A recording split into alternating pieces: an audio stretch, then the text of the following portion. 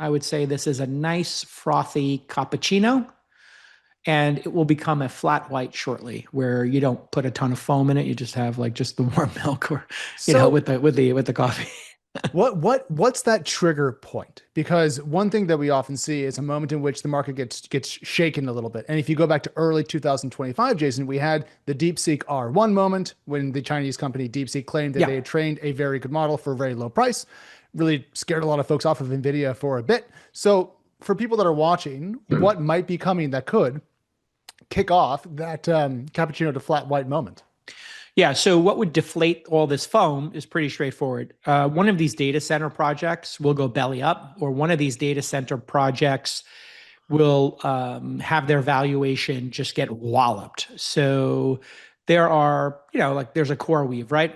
And so Yep. let's say core weave has a lot of debt, and they're buying a lot of capacity, and they're building a bunch of projects. There might come a point where they say, you know what? We have to pay back, and we've got loans and we've got payments to make.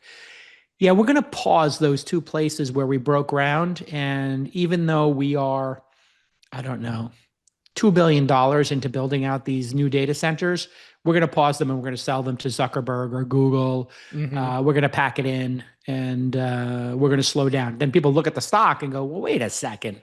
We were basing it on, the price earnings ratio.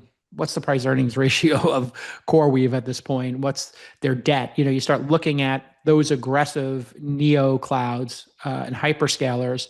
Yeah, you just might have a come to Jesus moment, Well, where, Jason, yeah. the price earnings ratio is in A because it doesn't make money. But if you would like the current price sales ratio for our Sure. friends over at CoreWeave, it's 14.81 on a trailing basis, according to Y charts. Right. So 14 to 1 going backwards is, yeah, that's pretty crazy. And you could see somebody like CoreWeave say, hey, we're going to take a pause.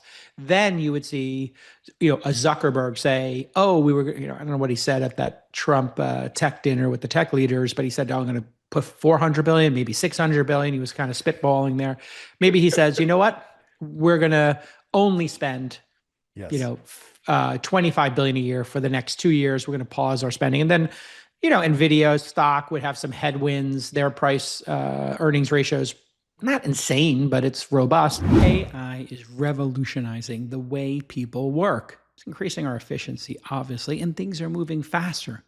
But even when you're working at startup speed, big enterprise clients still expect you to meet all of their security and compliance requirements. That's why your startup needs Vanta. They're going to help you automate compliance, not just for SOC 2, but also for HIPAA, GDPR. Plus, Vanta's AI is going to streamline your security reviews with automated questionnaires and a trust center that demonstrates just how safe and secure your offerings are to potential customers. And that's just one way that Vanta is using AI to make it easier to track and monitor your cybersecurity. They've also got AI-generated vendor summaries that instantly alert you to fresh insights and client needs, making sure nothing slips through the cracks. So here's your call to action. My listeners get $1,000 off just by going to vanta.com/twist. That's VANTA.com/twist for $1,000 off. Thanks, Vanta.